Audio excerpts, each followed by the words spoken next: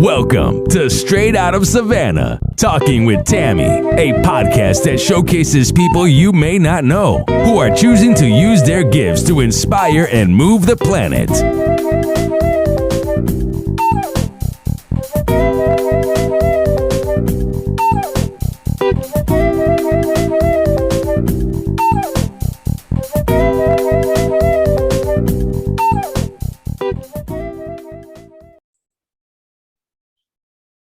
Thank you so much for joining us on Straight Out of Savannah with my guest, Kim Carpenter. I'm super excited that she has chosen to join me today. We're going to have so much fun. We're going to have an amazing conversation. Kim is going to tell you who she is and what she's all about. Kim, take it away. Hey, Tammi. Yeah, so happy to be here. Thank you for this opportunity to talk with you. And I've in 2020, in January of 2020, I started my own coaching business. So I kind of specialize in emotional energy through mindset coaching and also emotional intelligence, working through self-awareness and getting people to a place of, just true, authentic self-love and inspiring others to kind of unhide their light and to shine their true inner power more brightly. Wow. And how do you do this? So I do it through different coaching sessions, and I feel that I'm fairly intuitive. I'm a third generation intuitive, and I can really tap into a person's energy and what they're feeling and where some emotional inner issues may be stuck or keeping them, in a place where they want to move from. And we just either work through an intuitive reading, or it may turn into coaching sessions where we deal with specific topics to help them get through something that may relate personally to them, or it may relate professionally to them. Awesome. So did you have to switch your practice? Did you have to switch with the pandemic, or were you always just virtual? Always virtual. So it worked out well. Awesome. So that's. So then that means that you didn't have to make a transition like a lot of people did. That had brick and mortars and that, saw people in person and stuff like that. That's awesome. So what made you decide that this was an area that you wanted to work with people in? Well, it's kind of twofold. And the answer is I worked in human resources for over 15 years. And I always enjoyed the aspect of the employee side of it, whereas I was counseling them or mentoring them or helping them through situations, or I always kind of felt like the mediator between the employee and their boss, was trying to resolve problems and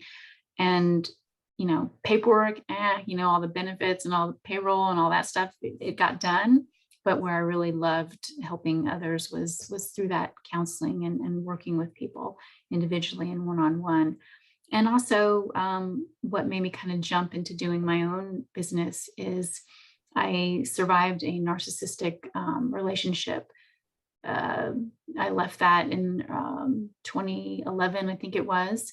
And that kind of clicked for me. That's where I felt like I launched into this spiritual journey.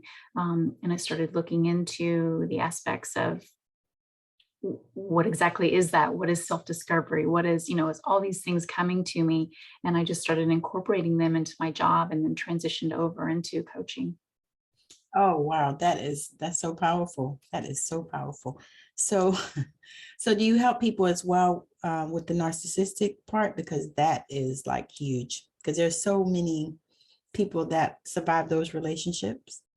Mm-hmm. I'm one as well. And my husband actually is one as well. Mm-hmm. But we survive those narcissistic relationships. And do you find that when you're coaching people, if they've been involved in that type of relationship, does it come up for you even when you're coaching them in a different area? Because that's it does. It does. And it is, unfortunately, it is prevalent. And you see it so much on social media. And just, when you speak out about your story, other people chime in, oh, I went through it. My parents were this way. Oh, my partner was this way. And you just hear it so much. Yes. And so I think there's a lot of healing in that area that's occurring at this time. And so I see it and it pops up. It can affect, it affects everything. It affects your self-worth, self-confidence, self-esteem. I mean, everything about you when you go through that type of situation, because it takes you down to so many levels. I know when I left my relationship, I was at rock bottom at that time. And the only way I saw going was up. And so I just read as much self-help as I could and got, worked myself through all this deep soulful healing. And it ties back to, our childhood relationships and experiences and maybe traumas and maybe abuses in our formative years. So it can be tied back to several things, and it impacts your life in many ways. Yes. Yes. Do you find when you are working with some of the ladies that you work with, because I guess I'm assuming you work with ladies. Yes. Okay. When you're working with some of the ladies that you're working with, do you find that a lot of them have had difficulties navigating through some of these areas in order to get to, to get over or to get into, say, like another place? Yes, most definitely. There's patterns, or what I refer to as patterns, in your relationships. One of the things I like to do is involve self-awareness, where you're kind of observing yourself at a higher level, not judging. You're full of compassion and giving yourself that love, but you're observing experiences that you've gone through, and you're looking for things that keep reoccurring. And those are where your healing occurs, or where your lessons are. What do you need to learn from that experience? Or, why does it keep happening? And that was one of the things for me that I personally went through, was I kept seeing patterns in all of my partners. And I questioned myself, well, why do I keep making these choices? Yes. And for that, you do look back at yourself, and there's a lot of growth that you do, your inner growth that you do to overcome that. Yes, that's that is so key. It's like as you begin to get out of that, because I feel like there's like it's almost like you're in a cocoon. Yes. When you're in those situations and involved in those relationships. It's like you're here, you're in this thing, and you don't feel like you can get out, and you don't feel like there's anybody that will understand you. So how do you speak to those people?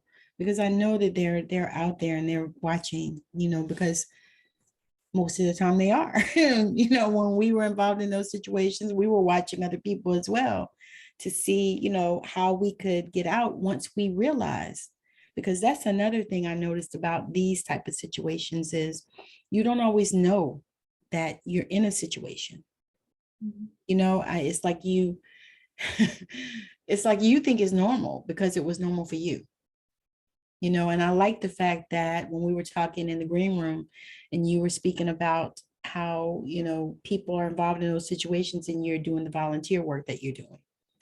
Because that is like, to me, that would be the ultimate, just because we know that people are hurting, and we know that people don't even, a lot of times they don't even understand that they're in this crazy situation, because to them it's their life and it's normal for them. So how do you speak to them to help them even to acknowledge or know that that's not normal? You know what I mean? Yeah, exactly. I understand what you're saying. It's that, when you have abuse in your formative years, chaos is comfort. It's comforting for you. It's, being controlled and having that all around you. Or if you're in control, trying to control situations, that's providing you comfort. It becomes a way of kind of coping with your day-to-day life and activities that you're doing. So to get yourself to a point of breaking that, it takes a lot of that inner work to do that. That courage within and the want or the drive to do that. I know, when you were just mentioning about the relationships, that you don't necessarily understand that what you're in is the abuse or that situation that you're going through, and it becomes difficult. I know in my relationship, we'd watch different reality TV shows or different things, and I would see other couples that seemed, like they had it all together, that they meshed really well, and that, when arguments came up, they handled it. They communicated well with one another and everything was healthy. And when I would say these things or make that observation to my partner, he would tell me, I read too many fantasy books, or I read too many romance novels, or, stopped watching Lifetime TV, or there was Real always life isn't like that. Right, exactly. Mhm. Because because you're starting to come out and aware that things are different, and they're like, no, we got to control you still. Let's, tell you that this doesn't exist. One of his big things too is that I was always hopeful. I was hoping this or hoping that. And he's like, well, hope doesn't exist. I'm like, yeah, it does. It gives you that Wow. light at the end of the tunnel. Yes. So it's very difficult when you are in that situation to observe things outside of it. Because it gives you something to believe in, hope. Exactly. Yeah. Yeah. But they don't want you to have that anyway. No, they don't. They lose control when you do. Yeah. Yes. That is, wow. It's amazing when you hear the stories and you listen to, and I know that you hear them all the time, because of what you do. Oh, that's a big cat. She's got to be in the video too. Right? Got the photo bomb. That's great. Right. So when you are in the midst of dealing with somebody that has just come out of the narcissistic relationship, what's the first thing that you say to them or that you counsel them about? First and foremost is just making sure they're okay, because a lot of times those situations, you don't know the level. For me, there was no physical abuse, but it was mostly emotional and mental. But others experience that physical side of it. There's that stalking side of it, or always being monitored or watched. So it's to make sure that the person is doing okay, that they feel safe, or, if they've gotten out of the situation, they're kind of in that time frame too of the narcissist still reaches out and still tries to get you back. Mine did a few times, and I was like, Yes. absolutely no freaking way. Yes. So just to make sure that they're safe, first off, and that what their plan of action is, or if they have a safety plan in place, or are they across country, or did they move from a different state, or just what the situation is exactly, and then we kind of move forward from there. Got you. That's powerful. And it's so necessary. This work is so necessary that you do, and I, for one, applaud you for it. Because a lot of people are able to get out of these situations, but they can't help other people. And I think that it's not that they don't want to, but they just can't, because it's too close for them.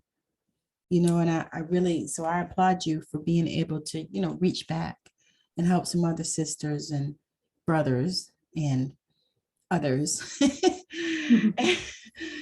Because everybody is involved in this type of situation. It's not just women, it's not just men, because at one time I thought basically it was just women and maybe trans women. I knew that they, had situations, but I didn't realize it's everybody, anybody, men, women, trans, however you identify, it's everybody that deals with these type of situations. And so to have you out there doing this work is just phenomenal. It's huge. And I am so grateful. I'm so grateful. All right. Thank you. I'm inspired to hear, your stories as well. And your posts and everything are so inspiring for others. So I think it's just that power in sharing your story. That was one of the kind of aha moments. I have several of them, coming out of the situation, but that was one of them. Is I actually reached out to my ex-partner's ex-wife, because I was hearing all these terrible stories about her, how horrible she was, and how she did this and did that. And I reached out to her as I was leaving, and she got back to me, and of course, shared the truth of what happened. And it was very similar to what I was dealing with him. And sadly, she was still, this had been, I'd lived with him, 8 or 9 years. She was still in the same place mentally that she was when she left him, and she was now drinking, she was coping with different mechanisms and things.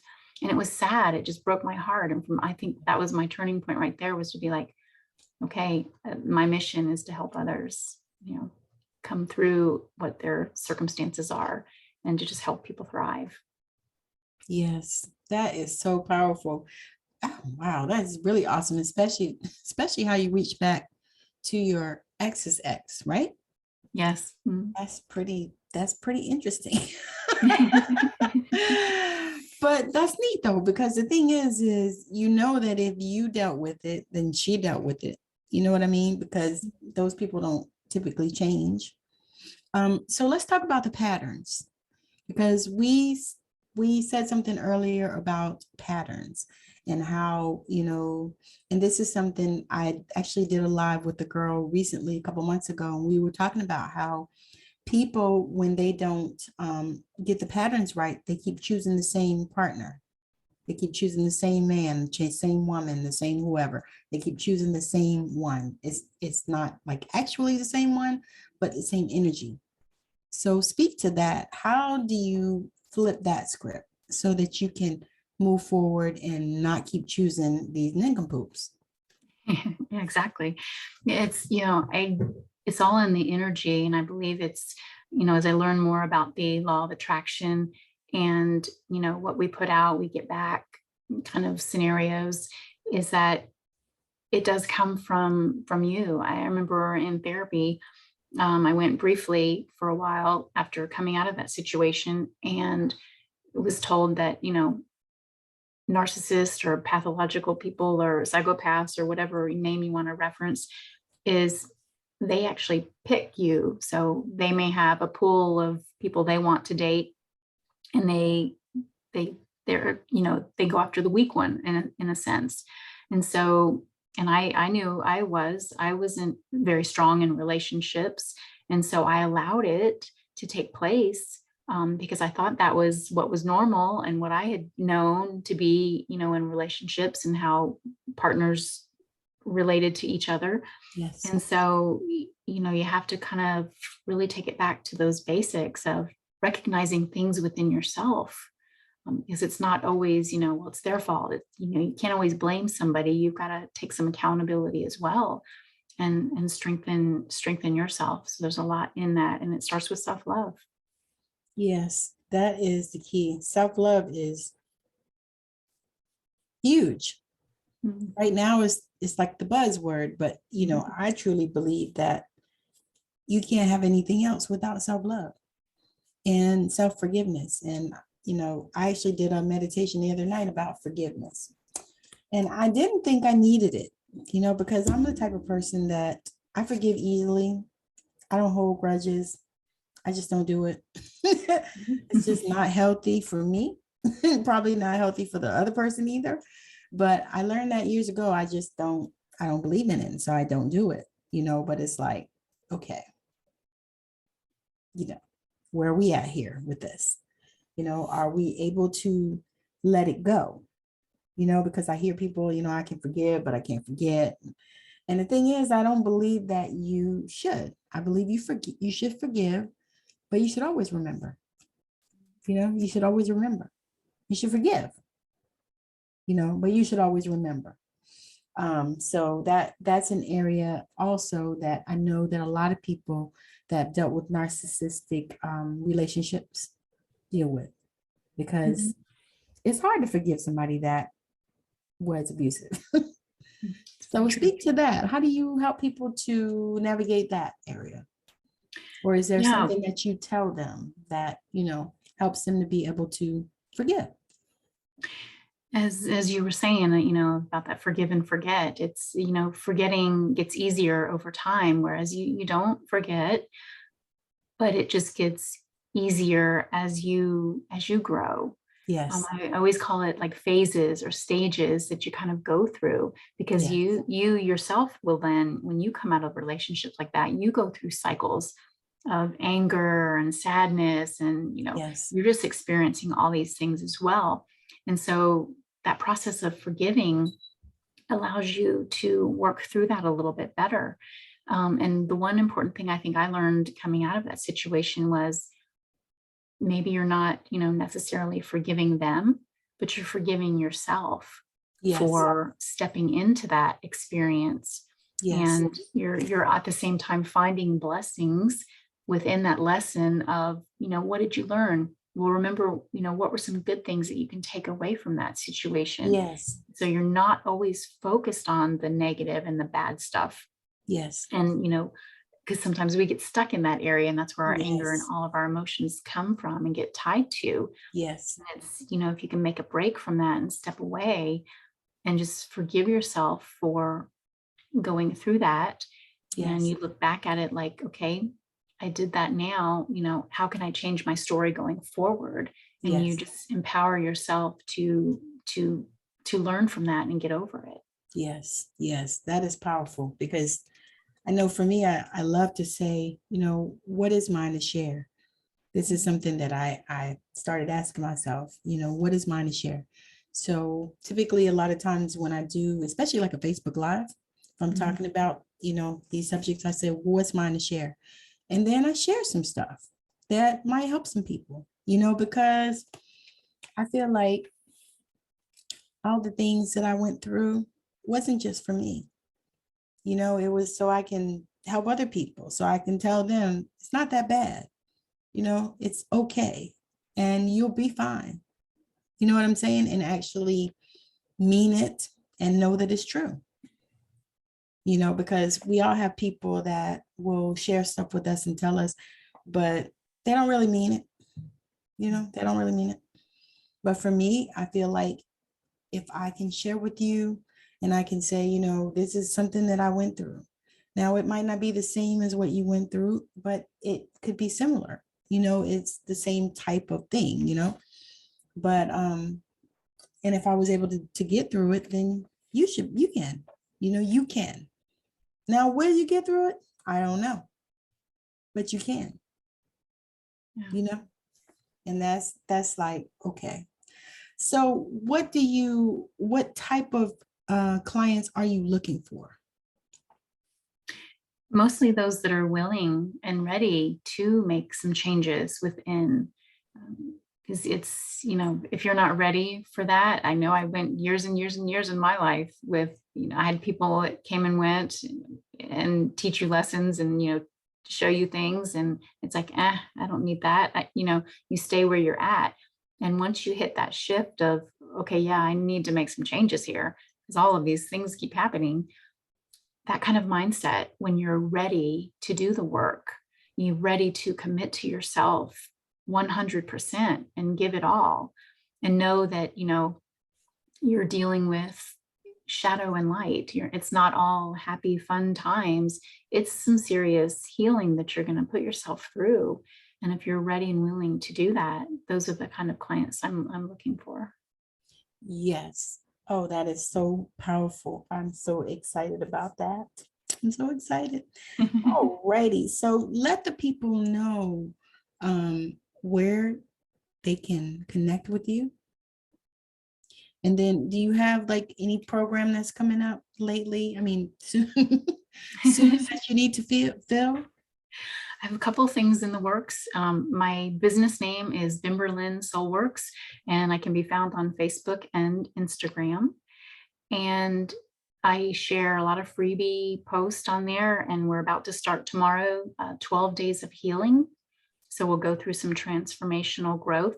Now, of course, it takes longer than 12 days to heal, but these are just steps to try to get you moving in that direction, and that you can work on in the coming year in 2022 if you're willing to make those changes. So those are free on my social media pages.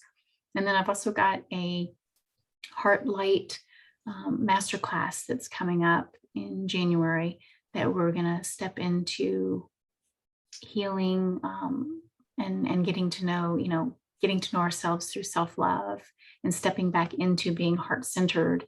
A lot of times when we're in these situations or bad relationships or experiences, we close ourselves off and we forget to open it back up when we experience new things, and therefore we keep experiencing the same things. So you get caught in a loop cycle. Exactly. Yes. Yeah. So this is to get you back into that heart light and compassion, that unconditional love, because so many of us are taught conditions. Yes. And to get back into that unconditional love. Yes. That is exactly something that my husband talks about. because he said, we actually were talking to a young couple and we said, my husband said, unconditional love is something that they teach us and they tell us to do, but not very many people do. Mm-hmm. He said, because there's not any reason, anything that my wife could do to make me leave her. I don't care what she does. And my husband said that to this young couple, and the young couple was like, well, if she cheats, the guy was like, if she cheats on me, then I'll leave her and this and that. And my husband said, no. He said, I love my wife so much. It doesn't matter what she does. If she cheats on me, he said, I'll forgive her. He said, it probably was my fault. But yeah, so I think that is like something that people, it's like a concept, but people don't actually want to do it. It's like healing. Yes. People want to be healed, and it's an amazing concept. But a lot of times people don't actually want to, just like you said, take the steps to do the work in order to get the healing, because it's not, it's just not elfin magic.